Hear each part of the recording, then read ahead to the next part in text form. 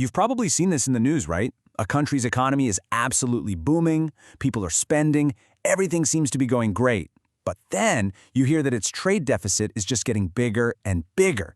It feels, I don't know, kind of backwards, doesn't it? Well, today we're going to pull back the curtain on that exact puzzle. We're going to use a really powerful model from Open Economy Macroeconomics, all based on the fantastic work of Carlos Vey and Alberto Ortiz. So, here's how we're going to break it all down. First, we'll tackle this boom time puzzle head on.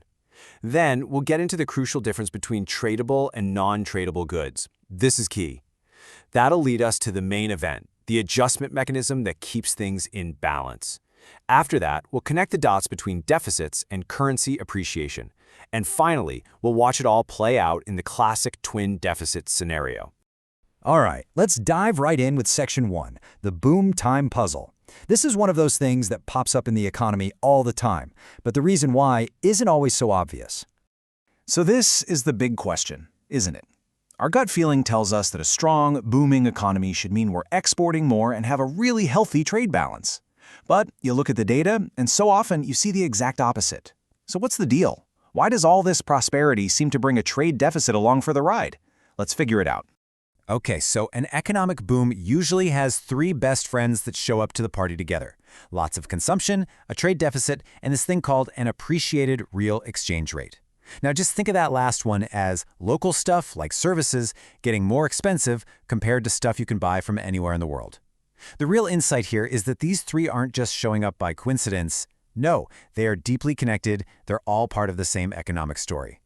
So how are they all linked? What's the connection? Well, the answer starts right here, with a super simple but incredibly powerful idea.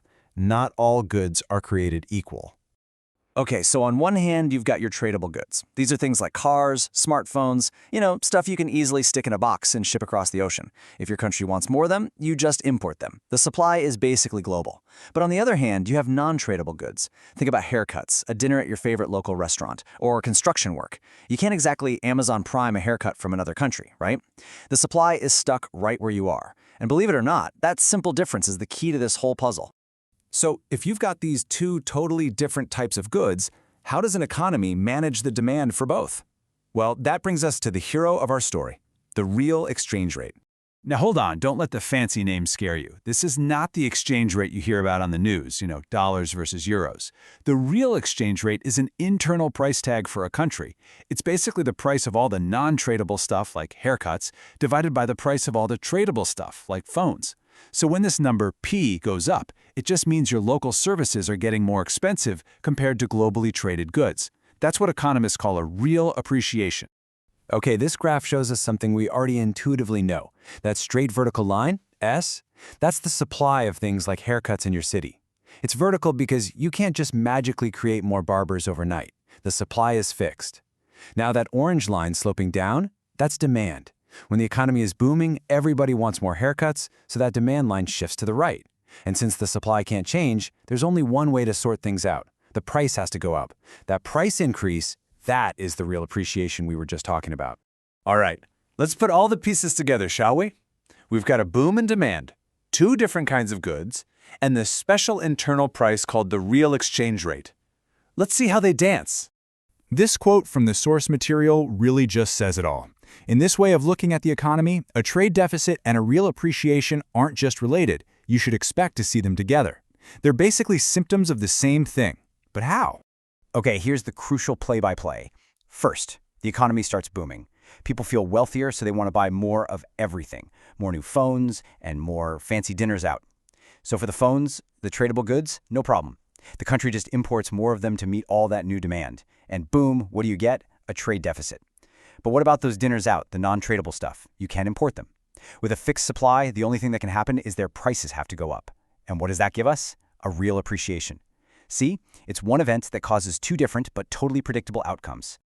Okay, now that we've got the theory down, let's put it to the test with a classic real-world scenario.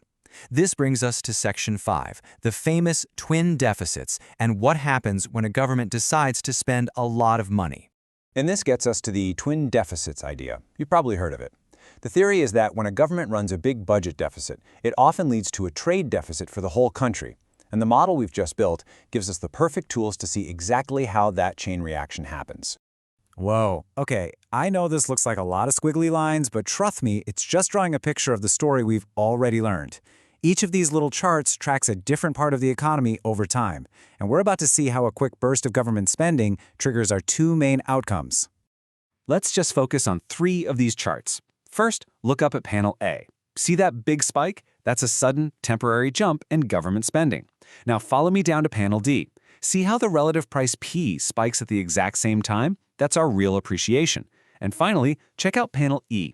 At that very same moment, the trade balance, TB, takes a nosedive, creating a trade deficit.